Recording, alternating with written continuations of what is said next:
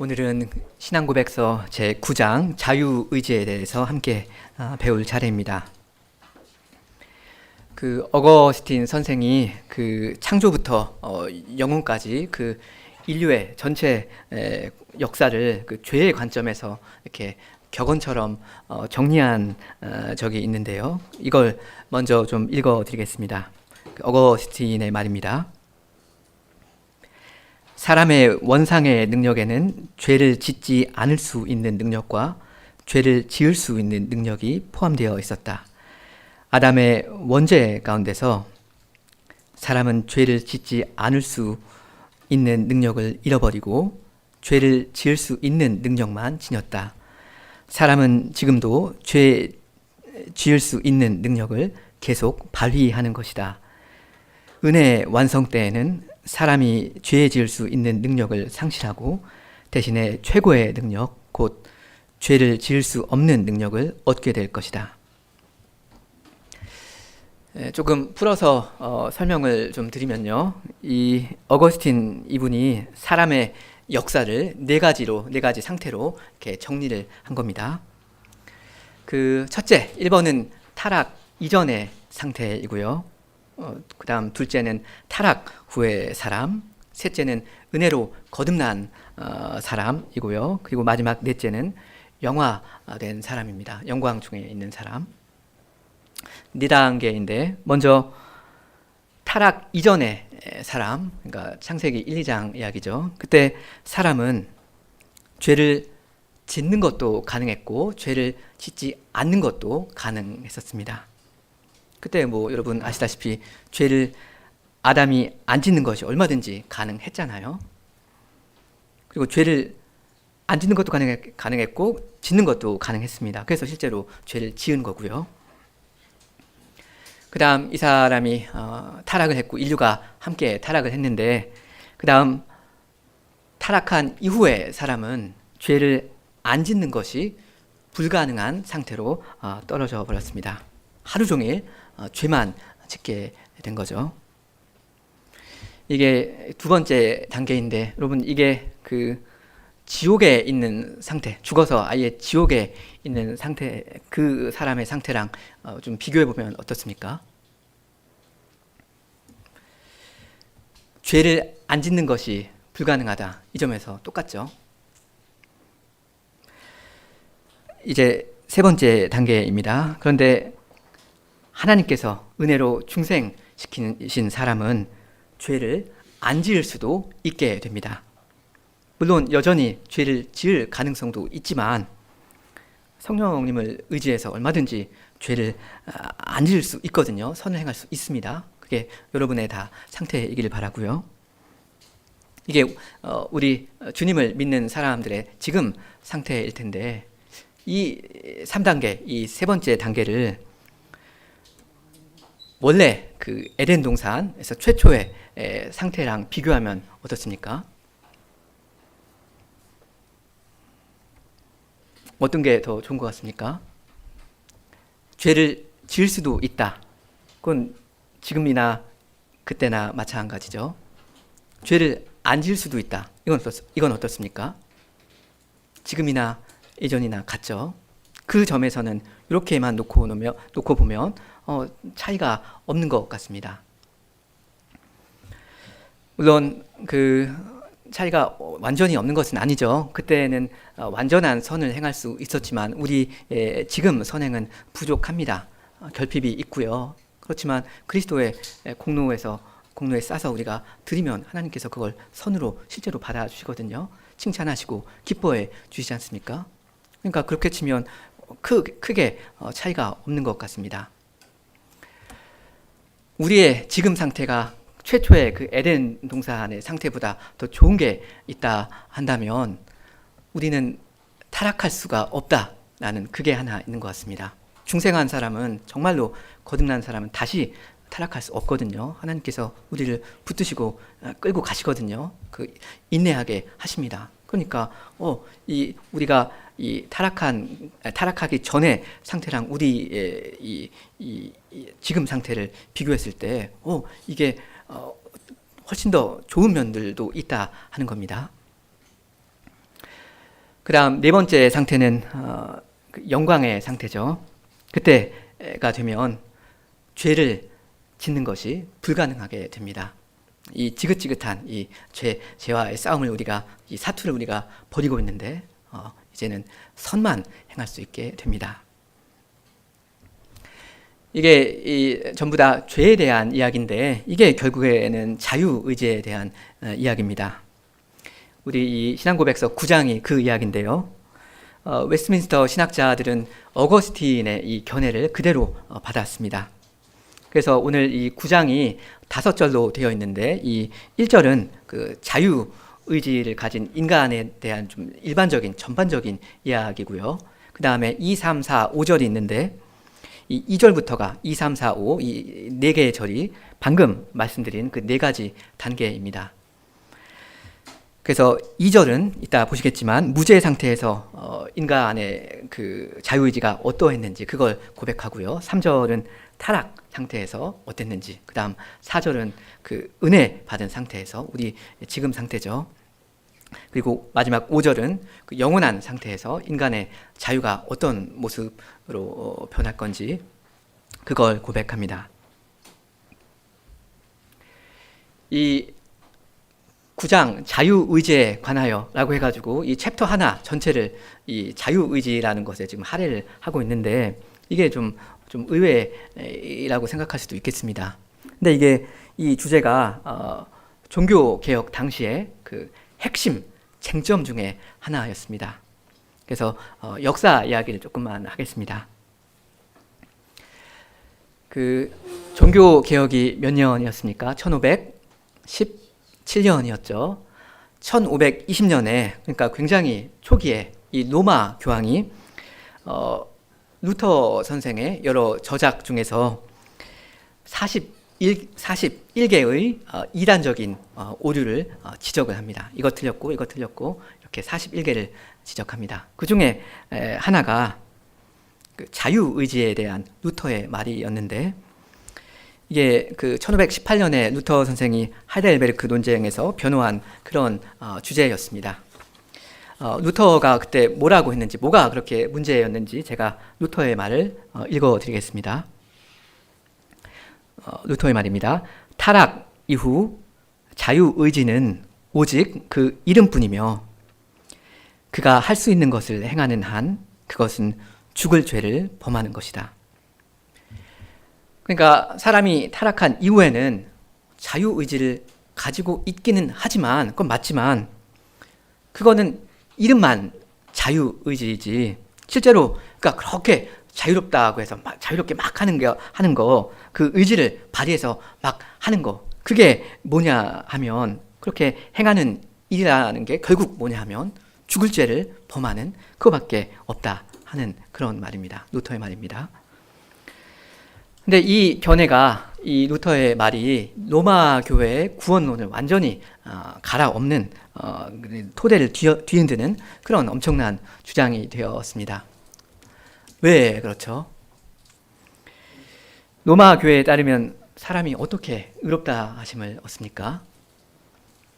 일단 세례를 받은 사람이, 거기는 성리가 중요하잖아요. 세례를 받은 사람이 원죄를 사함받고 그 다음에 그 사람한테는 은혜가 주입되는데 이 주입된 은혜와 협력할 수 있고 협력해서 선행을 자기가 이루어가면 착하게 살면 그러면 결국 의롭다 하심을 얻는다. 이렇게 로마 교회에서는 가르쳤습니다.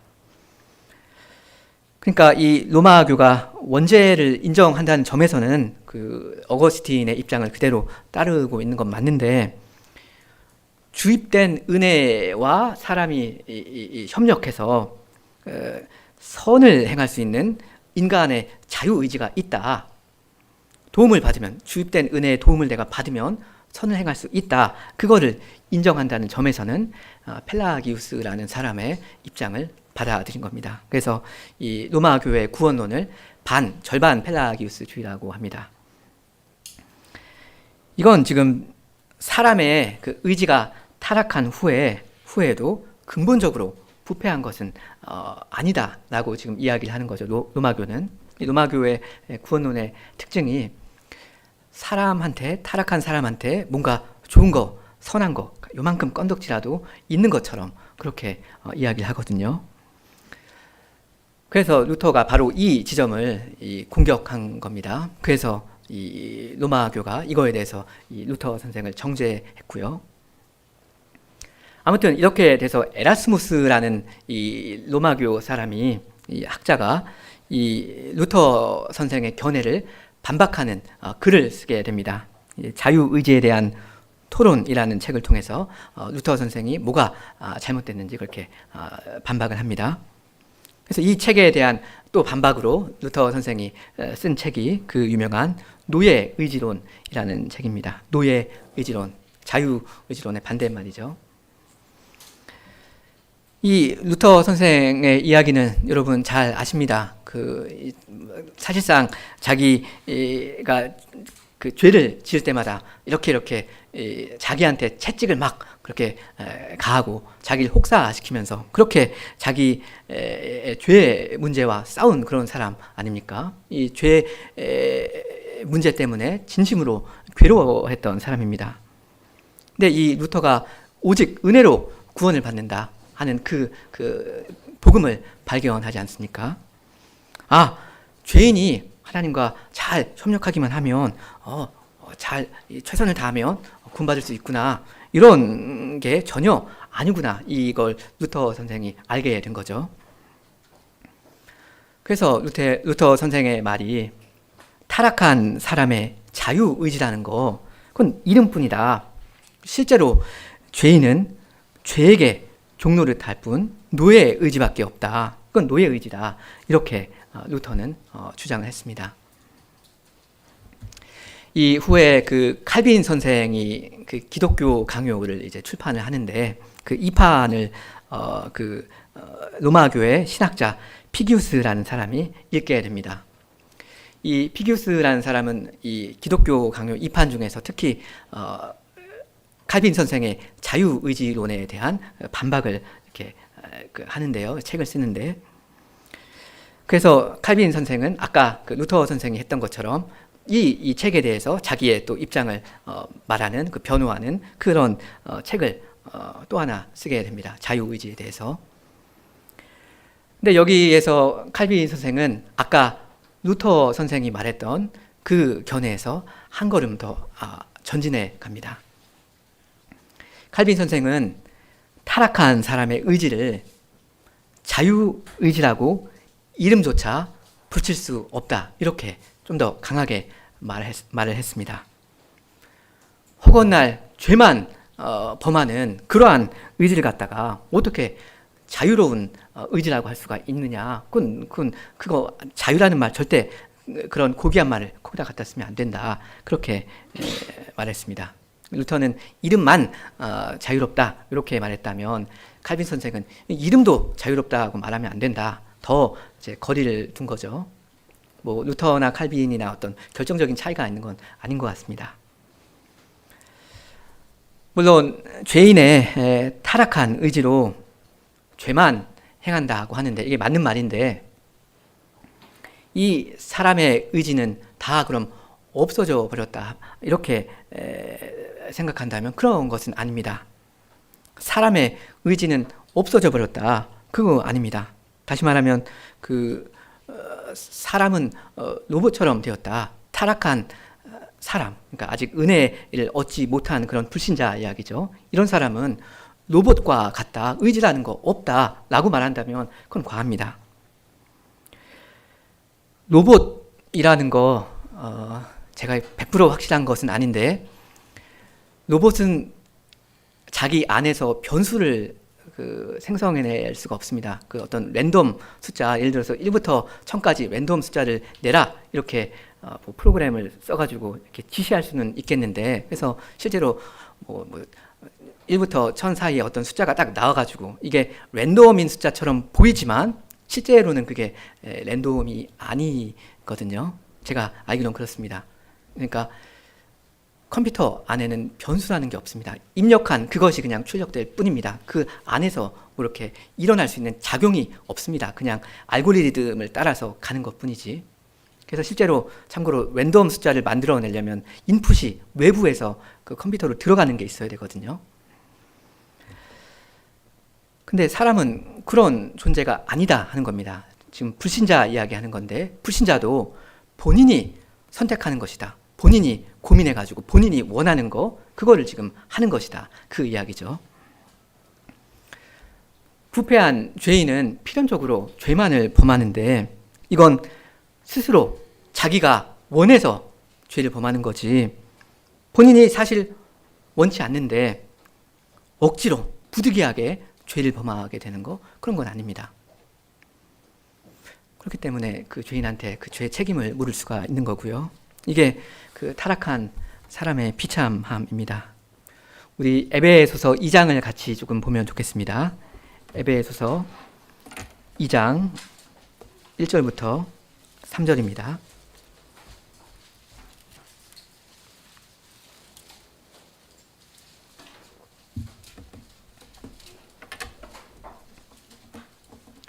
불신자들, 타락한 사람이 늘 죄만 지으니까 그렇다면 나오는 게 아웃풋이 늘 죄밖에 없으니까 그러면 이 사람한테는 의지가 없는 것이냐 하는 그건데 그렇지는 않다라는 겁니다.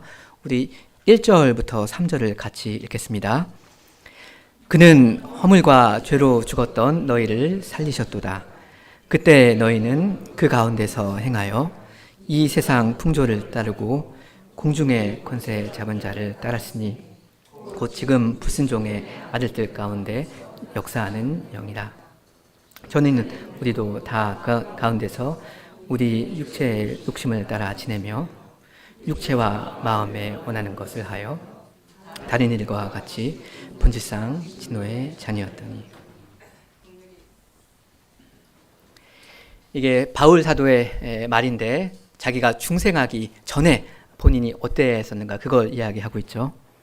우리가 전에는 죄와 허물로 죽어 있었습니다. 그렇죠? 죽었던 너희를 살리셨도다 하니까요. 그럼 죽었으니까 시체인데 시체한테는 그 의지라는 게 없지 않습니까? 꿈쩍 안 하잖아요. 과연 그 안에 움직이는 그런 의지라고 할 만한 것이 없느냐 하는 그 문제입니다. 그때 3절을 근데 보면 그때 우리의 육체의 욕심을 따라 지내며 육체와 마음에 원하는 것을 우리가 했었다 그렇게 말합니다. 여기 이렇게 나오죠. 우리의 육체의 욕심을 따라서.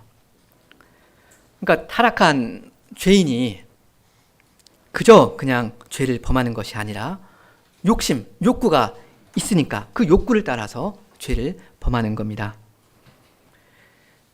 이 불신자 이야기인데요. 타락한 의지는 욕심을 좇아서 그걸 따라가는 겁니다. 말하자면 죄인은 진심입니다. 로봇가 아닙니다. 자기는 이 공중의 권세 잡은 자 혹은 사단 이런 끔찍한 자들을 따를 생각이 사실은 전혀 없는데 어쩔 수 없이 불가항력적으로 질질 끌려가는 거 그런 거 아닙니다.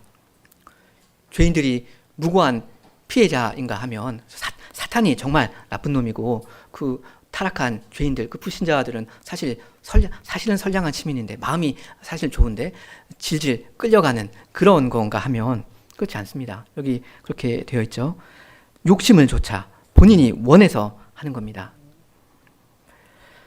그러니까 칼빈 선생은 이런 의지가 어떻게 하나님이 받으시는 선을 조금이라도 알 수가 있겠느냐, 어떻게 이걸 이런 의지에다가 자유라는 그 고귀한 말을 갖다 붙일 수 있느냐, 아니다, 이렇게 칼빈 선생이 강하게 이야기를 한 거죠. 아무튼 이런 배경을 좀 생각하면 어떻게 해서 이 신앙고백서에 이 자유의지에 대한 항목이 들어왔는지를 우리가 생각할 수 있겠고요. 우리 1절 내용을 함께 고백하겠습니다. 1절 함께 고백합니다. 하나님께서는 사람의 의지에 본성적인 자유를 부여하셨습니다. 그래서 그 의지는 선이나 악을 지향하도록 강요되거나 혹은 어떠한 절대적 필연성에 의하여 그렇게 결정되지도 않습니다. 태초에 하나님께서 사람을 아주 독특하게 하나님의 형상대로 지으셨죠. 사람들만 그렇게 지으셨습니다. 뭐 천사들도 창조하셨고 뭐 식물, 동물 여러 가지를 창조하셨는데 그 창조의 정점은 인간 아닙니까? 사람은 너무나도 고귀하고 또 특별한 존재입니다. 사람은 하나님의 말씀을 이해할 수 있는 존재이고요. 순종할 수 있는 존재입니다. 정말로 마음으로 주님을 사랑할 수 있는 그런 존재입니다. 다시 말하면 사람은 그 어떤 순간에도 결코 로봇이 아닙니다. 실제 선택의 자유를 본인이 가지고 있었습니다. 그 자유를 하나님께서 사람한테 부여하셨습니다.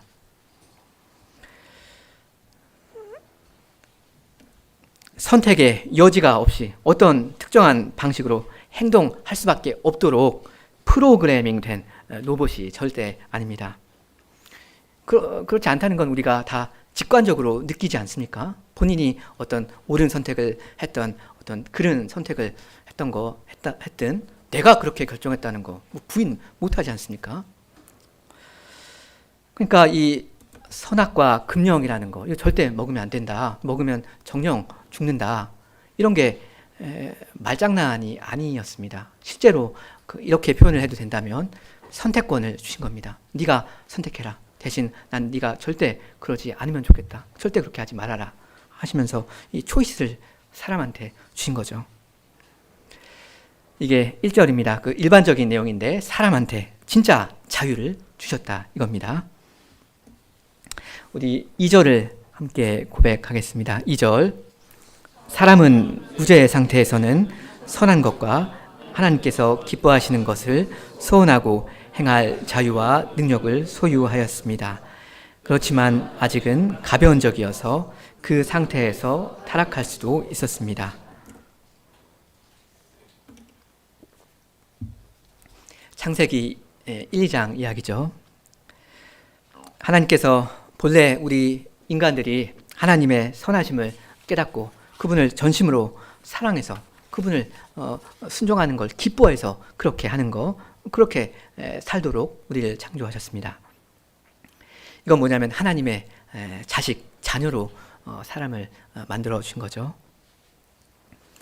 자녀가 부모님의 그 하나님 사랑을 깨닫고 감사하는 마음을 품고 어떻게 해서든지 그 부모가 원하신 대로 공부도 열심히 하고 기타 등등 해가지고 사람다운 사람이 돼가지고 부모로부터 칭찬도 받고 부모님께 기쁨을 드리고 싶어하는 거 이게 그 자식의 태도 아닙니까? 우리 주님께서는 우리가 동물처럼 어떤 본능에 의한 충동이나 혹은 기계처럼 프로그래밍된 기계처럼 그런 기계 작동을 통해서 우리가 하나님의 뜻을 이루어가는 거 그런 걸 도무지 원치 않으셨습니다. 우리 사람들이 정말로 하나님의 그 선하심, 그 사랑을 맛보고 그 선하심과 사랑에 합당한 태도를 내가 능동적으로 취하는 거 그거를 진심으로 바라셨습니다. 우리의 마음을 원하신 거죠. 이게 하나님의 언약에서 중요한 부분입니다. 한낱 피조물에 불과한 사람들과 하나님께서 언약을 맺어 주셨잖아요. 그래서 이 언약을 위해서는 하나님께서 이 우리 인생이 하나님과 교제할 수 있는 그런 자유, 그런 능력을 아울러서 이렇게 구비시켜 주셨습니다. 이러한 능력, 이러한 자격이라고 할까? 이것을 사람에게 주셨습니다. 이건 다른 게 아니라 진짜 관계를 원하신 겁니다. 우리를 원하신 겁니다.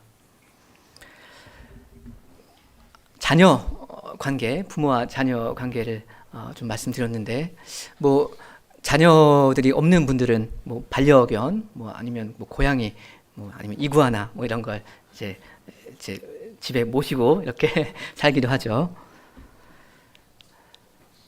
반려견 어떻습니까? 좀 교감하면서 이렇게 정말 사랑을 주면서 또 이 개한테 사랑을 받는 걸 느끼면서 그렇게 살 수 있습니까? 어느 정도 그렇게 될 수 있는지 모르겠습니다. 제가 아주 최근에 들은 이야기인데 반려견이라는 것도 있는데 애완돌이라는 것도 있습니다. 애완돌. 혹시 아시는 분 계십니까? 나중에 인터넷에서 검색하시면 뜹니다. 애완돌.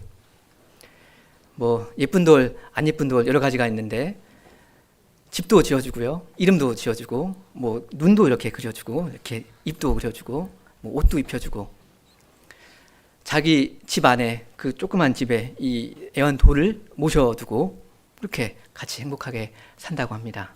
투자를 상당히 하기도 하나 봐요. 산책 나갈 때 주머니에 넣어서 같이 산책을 동행을 하기도 하고 실제로 그렇다고 합니다. 뭐 좋습니다. 근데 이게 무슨 관계입니까? 이 소통이 이루어지겠습니까? 이 어떤 사랑의 관계가 가능합니까? 하나님께서 우리를 돌로 취급하지 않으셨고요. 돌로 만들지 않으셨고 식물로도 만들지 않으시고 동물로도 만들지 않으셨습니다. 동물은 본능에 의해서 움직이거든요. 우리에게 참된 자유를 선물로 주셨습니다. 이걸 돌려서 그 반대면을 생각하면 사람이 이러한 자유, 이러한 능력을 오용할 분명한 가능성이 존재했다는 것이죠. 오히려 하나님의 은택을 멸시하고 하나님의 뜻을 알면서도 거슬려 행할 수가 있었습니다. 이런 가능성은 그 낙원의 그 언약을 보면 거기 딱 박혀 있지 않습니까? 전제되어 있습니다. 사람이 범죄할 수도 있다는 거. 그래서 절대 이거 먹지 말라. 먹는 날에는 정령 죽는다 하시잖아요.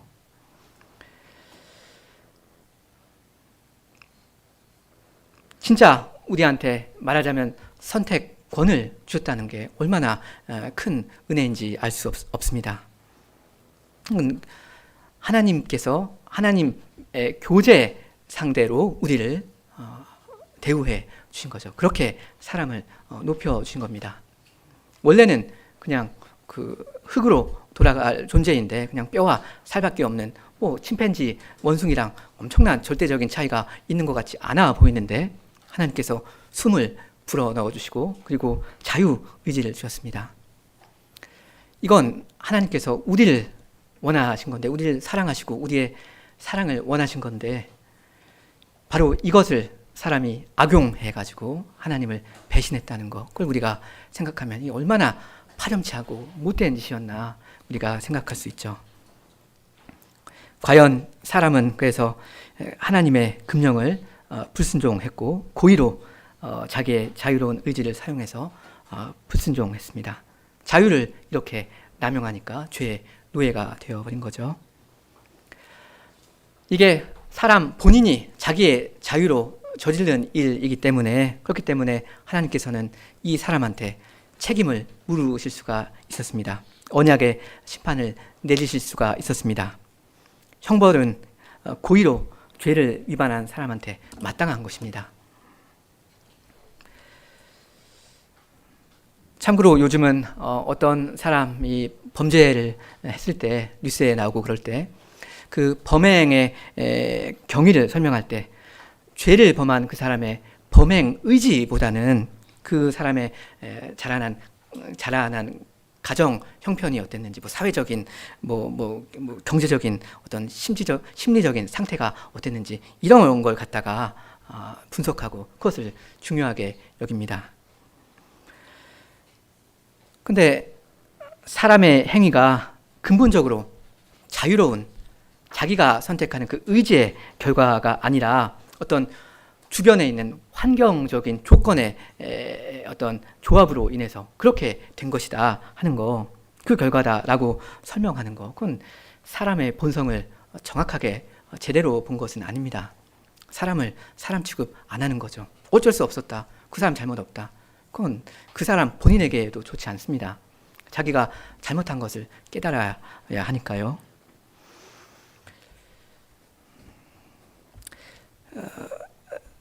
9장 3절 내용을 우리 다음 같이 고백하겠습니다. 3절입니다. 사람은 죄의 상태로 타락함으로써 구원을 수반하는 어떠한 영적인 선을 소원할 능력을 완전히 상실하였습니다. 따라서 자연인은 그러한 선을 전적으로 죄 가운데 죽어 있어서 힘으로는 스스로 회개할 수도 없고 또한 회개할 준비를 가질 수도 없습니다.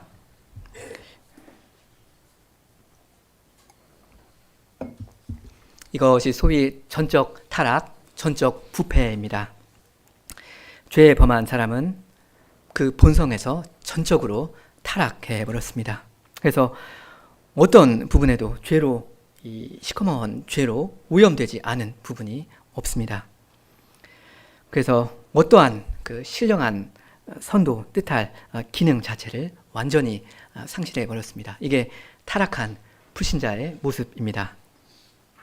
로마서 8장 7절에 그러죠. 육신의 생각은 하나님과 원수가 되나니 이는 하나님의 법에 굴복치 아니할 뿐만 아니라 할 수도 없습니다. 굴복할 수 없다. 순종 못한다 합니다. 하나님의 말씀에 순종할 그 능력 자체가 없습니다. 죽은 겁니다. 그래서 아무도 스스로는 하나님이 받은 선을 한 번이라도 행해서 구원에 이를 수가 없습니다. 하나님의 형벌이죠. 여기 고백서에 보면 영적인 선이라는 말이 나오죠. 둘째 줄에 나오네요. 이걸 왜 이런 말을 쓰냐 하면 하나님께서 이 타락한 죄인의 그 활동을, 이 죄인의 본성적인 활동을 억제하셔서 이 자연인한테도 어떤 시민적인 그러한 선이 발휘될 수 있도록 하셨으니까 그렇습니다. 이걸 소위 일반 은총이라고 부릅니다. 뭐 용어가 얼마나 적당한가 이건 우리가 뭐 이야기할 수 있겠는데 여하튼 일반 은총이라고 합니다. 하나님께서 비를 선인과 악인에게 똑같이 내려주시는 거예요. 하나님께서 불신자한테도 여러 가지 기능을 주셔서 실력을 주시고 또 IQ도 뭐 130, 150 이렇게 높이 주셔서 똑똑하게 만들어 주시고 또 도덕적인 능력도 구비시켜 주셔서 사람의 마음에 진선미를 그 원하는 그러한 마음이 얼마든 어느 만큼 생길 수 있도록 해주셨습니다. 그래서 하나님께서는 믿지 않는 사람의 직업 활동이나 혹은 뭐 인간관계 여러 가지 형편을 통해서 하나님의 그 선하심을 드러내 보여주시고 이 인간 사회가 어느 만큼 평안하게 유지될 수 있도록 해주시죠. 그것이 맞는데, 근데 이걸 근거로 해서 사람의 본성을 선하다고 말하면 그건 착각입니다. 왜냐하면 이건 타락한 사람, 이 불신자의 본성에 어떤 선한 면이 조금이라도 있어서 이런 자연적인 선을 내는 게 아니니까 그렇습니다. 이건 하나님께서 교회를 보존하시려고 이 구원의 큰 대업을 이루시려고 역사를 다 어느 만큼 안온하게 이끌고 가시려고 그렇게 하시는 거거든요. 타락 이전이나 타락 이후에나 선이라는 것은 오직 하나님에게서 나오는 겁니다. 선이라는 게 원래 사람 안에 자체적으로 내장되어 있는 것은 아닙니다. 하나님만 선하시거든요. 그러니까 우리 실제로 주변 사람들이 실제로 상당히 착하게 사는 것 같고 그 질서도 잘 지키고 뭐 오늘 지하철을 타고 왔는데 그 나이 드신 어르신 보이면 이렇게 자리를 양보해 드리기도 하고 얼마든지 그런 좋은 제한적인 선행들을 불신자들이 하는데 이것을 갖다가 오해해서 사람의 타락한 상태가 그렇게 나쁘진 않구나. 저 정도면 같이 살 수 있겠다. 그렇게 생각하면 안 되죠. 그건 완전한 착각입니다. 그건 하나님께서 선을 그때그때 행할 수 있도록 외부에서 그 사람을 어느 만큼 이렇게 통제해 주시는 겁니다. 그 사람 안에서 지금 우러나오는 선이 아니라는 거죠. 여기 끝에서 두 번째 줄입니까? 회개할 수도 없고 스스로 회개할 수도 없고 또한 회개할 준비를 갖출 수도 없다 하죠. 저는 이 표현이 참 적절한 것 같고 참 사람의 상태가 그렇구나 하는 생각이 듭니다. 회개할 준비조차 할 수 없습니다. 죄인은 회개할 수가 없을 뿐만 아니라 회개할 준비조차 0.1mm라도 앞으로 이 사람이 나아갈 수가 없는 겁니다. 하나님을 진심으로 증오하니까 그런 거죠. 그 다음 4절입니다. 4절은 은혜의 상태, 그러니까 중생한 상태에서 그때 자유의지가 어떤가 그걸 다루는데 우리 4절을 함께 고백하겠습니다. 4절, 하나님께서 죄인을 회개시켜서 은혜의 상태에 옮겨 놓으실 때 그를 본성적인 죄의 노예 상태에서 해방하시며 오직 주님의 은혜로 그로 하여금 신령한 선을 자유롭게 소원하고 행할 수 있게 하십니다.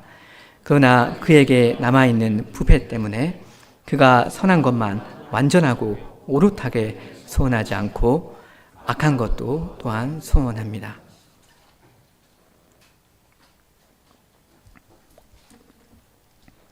여기 나오죠. 그리스도를 사람이 믿으면 죄의 노예 상태에서 은혜의 상태로 옮겨집니다. 골로새서 1장에서 바울은 흑암의 권세에서 벗어나 사랑의 아드님의 나라에 옮겨왔다 이렇게 표현하죠. 그건 그 옛사람이 죽고 새 사람으로 사는 이야기입니다. 위치 자체가 아예 바뀌어 버린 거죠.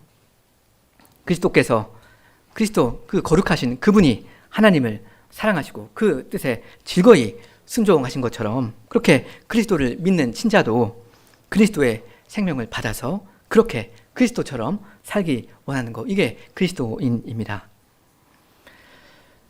그러니까 지금 우리한테 불순종할 가능성, 죄질 가능성이 있는 것도 사실인데 우리가 얼마든지 성신을 의지하면 선을 행할 수 있거든요. 죄의 노예로 질질 끌려가면서 살던 그러한 데에서 하나님께서 우리를 해방시켜 주셔서 우리를 자유인으로 삼으신 겁니다. 그러니까 우리 마음 가운데 그만큼 기쁨이 있어야 하겠습니다. 물 만난 물고기처럼 그렇게 즐거이 주님을 순종하고 섬겨야 하겠습니다. 바로 그 폭군 바로의 노예로 평생을 살다가 어느 날 하나님의 은혜로 이 언약의 땅에 들어온 거 얼마나 좋아요. 그러니까 저는 그 신학자들이 이미 그러나 아직이라는 말을 종종 쓰는데 저는 아직 그러나 이미라는 말을 좀 더 좋아합니다. 아직 우리가 저 정도까지는 올라가지 못하지 않았느냐, 거기에 방점을 둘 수도 있겠지만 하나님께서 이미 우리에게 베푸신 은혜가 얼마나 큰가, 거기에 그 중점을 두고 거기에 방점을 찍고 그럼 우리한테 이미 주신 그 은혜로 우리가 무엇을 할 수 있는가, 주께서 우리를 이만큼 높이 올려주셨는데 여기서 내가 해야 할 게 무엇인가, 이거를 즐거이 고민하는 거, 그런 삶이 참 행복한 삶일 것입니다. 하나님의 지혜가 그리스도를 우리에게 영원히 주셔서 우리가 이 그리스도의 생명을 가지고 그리스도를 위해서 살 수 있게 해주십니다. 그러니까 이게 절대적인 변화이고 우리는 그리스도 안에 있다면 새 창조물입니다. 새로운 피조물이라 하죠. 이건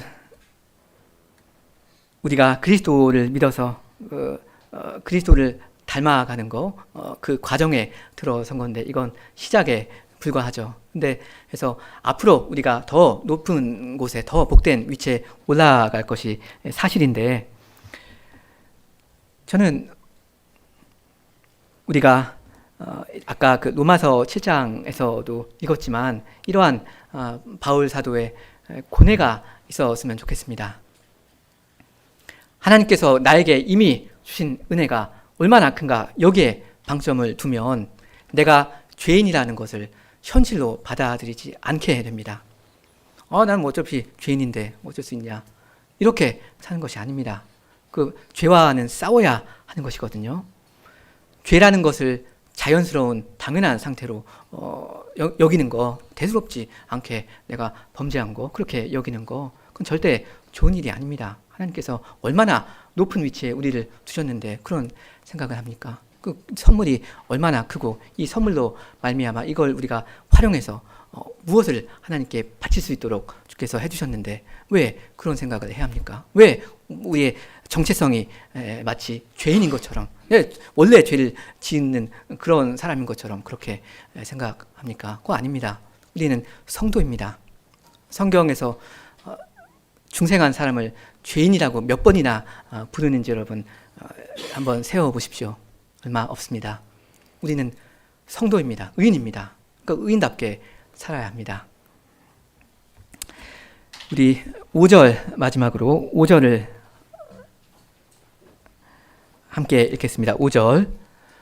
오직 영광의 상태에서만 사람의 의지가 선한 것만을 완전하고 한결같이 자유롭게 행합니다. 이게 우리의 소망이죠. 우리가 이렇게 죄와 분투하면서 이 힘겨운 싸움입니다. 그죠? 괴롭고 힘들고 한데 이 싸움을 얼마만큼 싸우고 주님께서 더 높은 위치에 더 주님께 가까이 나아가는 그런 데다 우리를 두실 겁니다. 그때까지는 우리의 이 몸부림이라는 거 계속되어야 하겠습니다. 여러분, 죄와 휴전하지 마시고 협의하지 마시고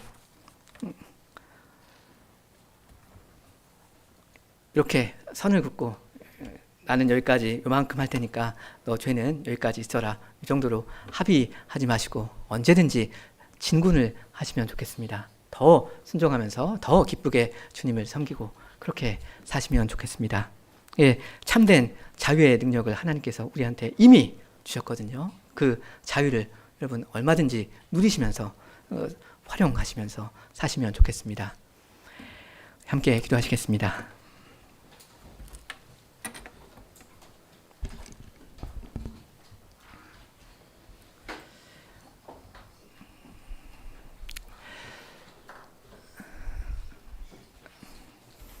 전능하신 주님, 저희는 다 허물과 죄로 죽었던 그러한 자들이었사온데 하나님께서 저희에게 큰 사랑을 베푸시며 또 저희에게 큰 능력을 공급하사 저희로 하여금 새 사람으로 살아나게 하시며 저에게 성령을 주셔서 저희가 이 성령을 의지하여 이제는 선을 행할 수 있도록 저희를 자유인으로 삼아 주셨사오니 이 넘치는 은혜에 감사를 드리옵니다.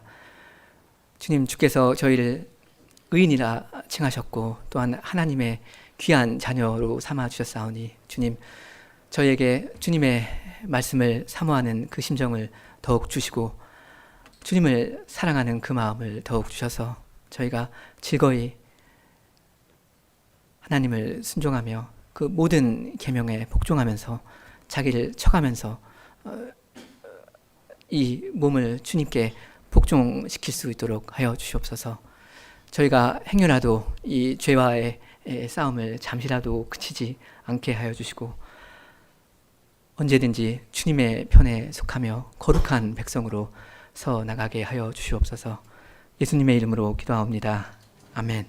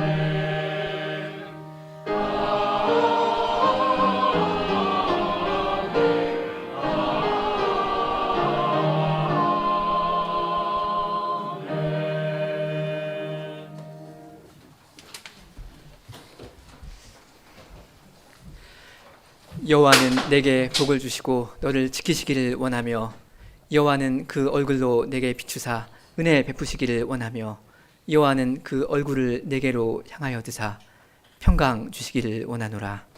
아멘.